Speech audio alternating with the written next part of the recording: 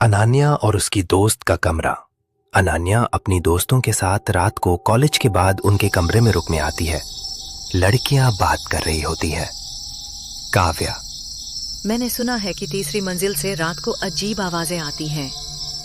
नीतू, सच में? कैसी आवाजें? जैसे कोई फुसफुसा रहा हो या कभी कभी खत्मों की आवाज। काव्या, हाँ, और ये हमेशा रात के 3 बजे के आसपास होता है। रात का समय लगभग 3 बजे। अनन्या गहरी नींद में होती है, लेकिन उसे फुसफुसाने की हल्की आवाज सुनाई देती है। वो पहले इसे नजरअंदाज करती है, लेकिन कुछ देर बाद उसे ऊपर की तीसरी मंजिल से कदमों की आवाज सुनाई देती है। अनन्या, टुन हो गया।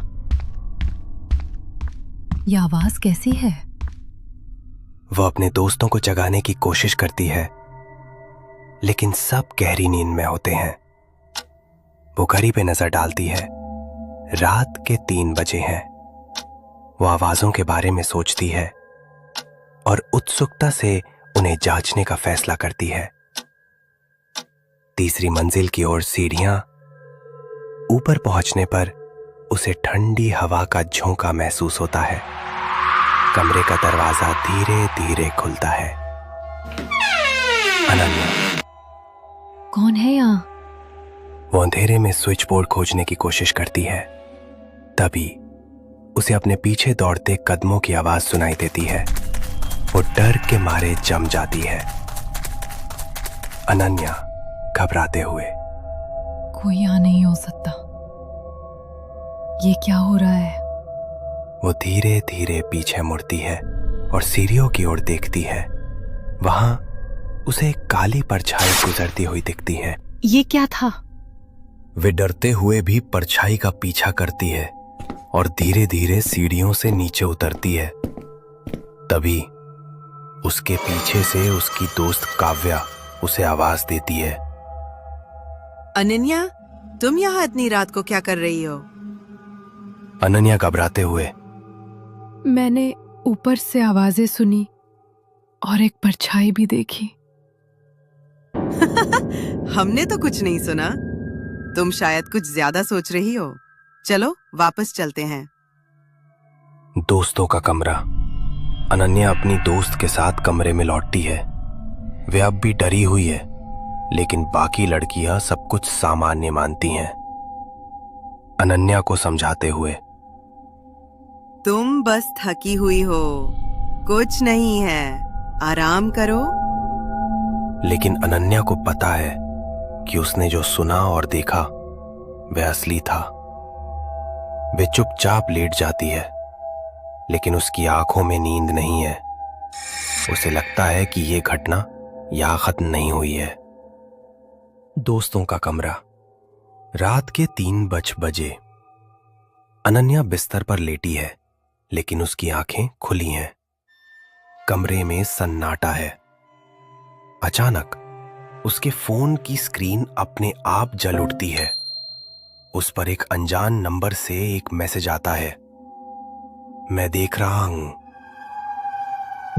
अनन्या धीमे से, ये क्या? कौन है? उसके दोस्त सो रहे हैं। अनन्या फोन लेकर उठती है। तभी कमरे की लाइट तेजी से झपकने लगती है। दरवाजे की कड़कड़ाहट सुनाई देती है। कमरे का दरवाजा धीरे धीरे खुलता है, लेकिन कमरे के बाहर कोई नहीं होता।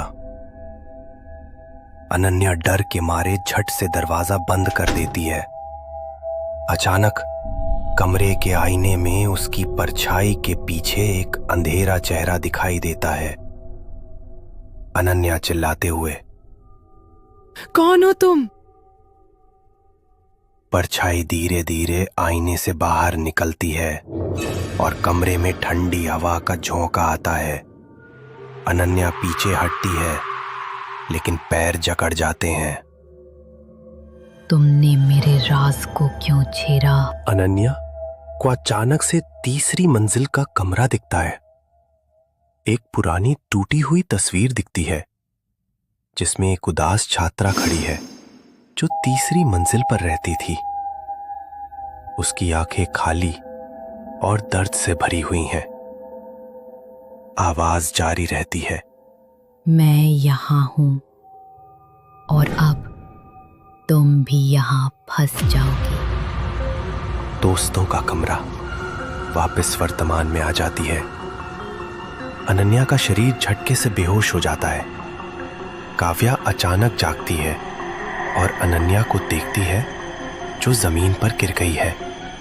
काव्या घबराई हुई। अनन्या, क्या हुआ? जैसे ही काव्या अनन्या को छूती है, कमरे की लाइट अचानक पूरी तरह बंद हो जाती है। अंधकार में एक फुसफुसाती आवाज सुनाई देती है, यहाँ से मत भागना।